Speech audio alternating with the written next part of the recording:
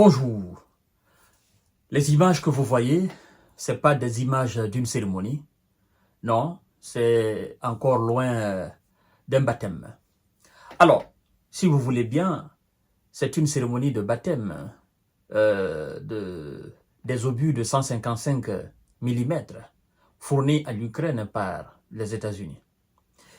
Et alors, mesdames et messieurs et mesdemoiselles, avant de poursuivre le visionnage de cette émission, je vous prie de la partager dans tous les groupes possibles.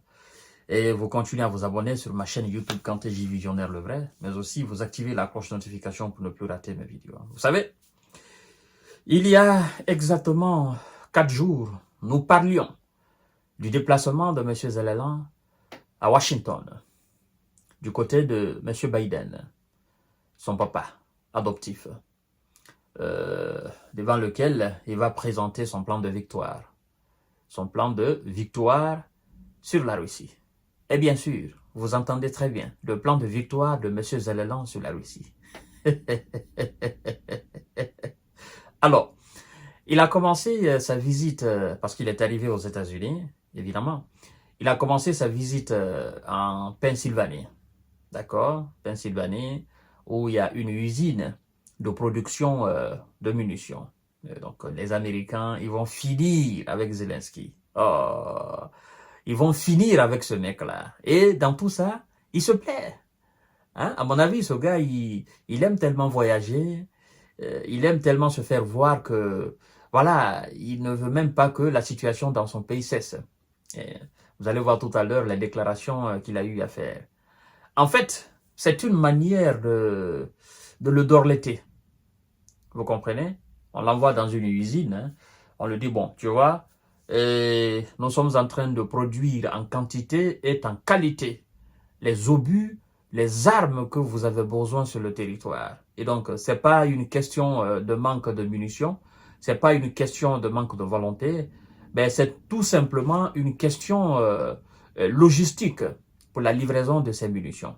Vous voyez, donc voilà, les salariés sont là, les travailleurs sont là, l'usine fonctionne 24 heures sur 24, 7 jours sur 7. Et donc nous avons un complexe militaro-industriel vraiment qui est à votre disposition. Ne vous inquiétez pas, vous pouvez continuer à détruire votre pays. Et voilà, donc nous allons vous envoyer tout ce qu'il vous faut pour détruire votre pays et effectivement décimer vos hommes qui sont sur le terrain. Ne vous inquiétez pas, nous sommes là pour ça. Nous allons vous aider à le faire. Puisque vous voulez le faire, nous allons vous aider à le faire. Et donc, vous allez présenter votre plan de victoire. Nous allons encore produire plus de munitions, te donner comme ça davantage, tu vas détruire dans ton pays. Hein? Du moins que ça se passe chez toi, il n'y a pas de problème. Nous ne voulons juste pas que ça arrive ici aux États-Unis. Alors, mesdames et messieurs, c'est une façon sarcastique d'aborder ce sujet, c'est très important. Vous savez, je suis aussi, j'aime aussi mettre de l'humour dans ce que je fais, c'est très important. C'est pour détendre un peu l'atmosphère. Monsieur Zelensky visite une usine d'armement de Pennsylvanie. Ouais. Le président, monsieur Zelensky, l'humoriste préféré, voilà, des Occidentaux, a commencé son séjour aux États-Unis avec la visite en Pennsylvanie d'une usine d'armement produisant notamment des obus de 155 mm dont l'Ukraine fait une grande consommation face aux forces russes. M. Zelensky est très content, il est très gai et il fait une déclaration. Il dit, je cite, « J'ai commencé ma visite aux États-Unis en exprimant ma gratitude envers tous les salariés de l'usine. » Il continue, il dit, je cite, « C'est dans ce genre d'endroit que l'on voit vraiment que le monde démocratique peut l'emporter. »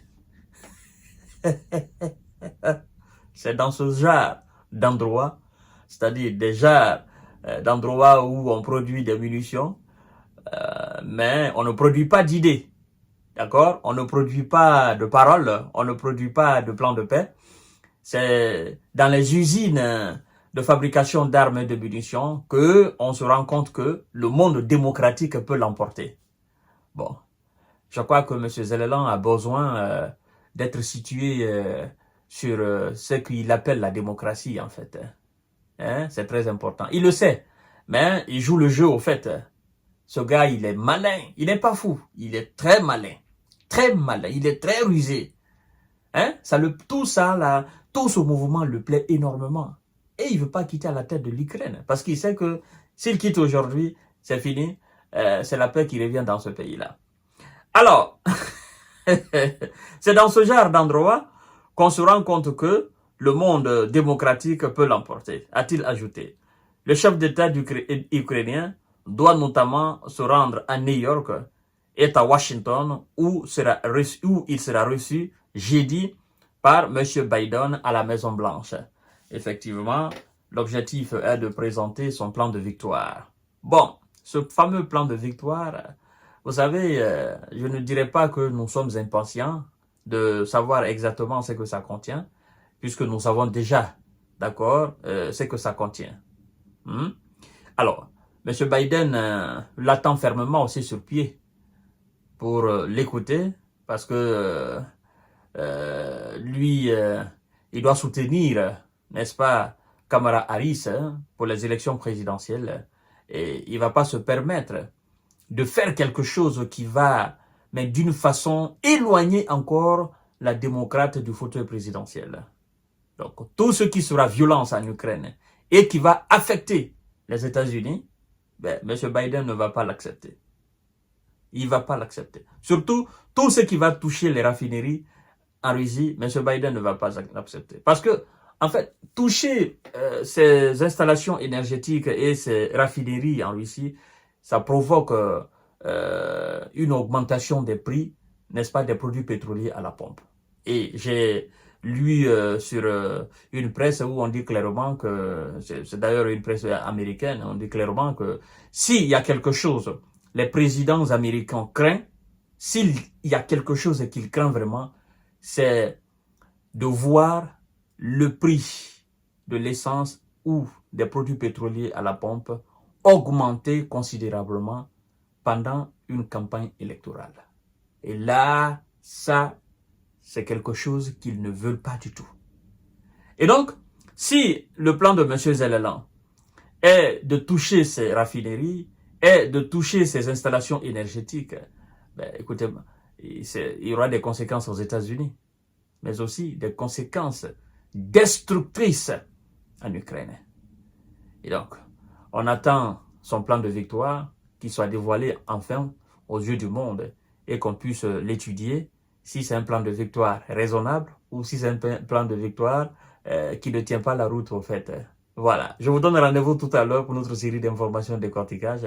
Je vous souhaite une excellente journée de lundi, surtout très belle semaine à vous, n'est-ce pas, dans la santé et dans la paix de Dieu. Merci beaucoup, je vous aime.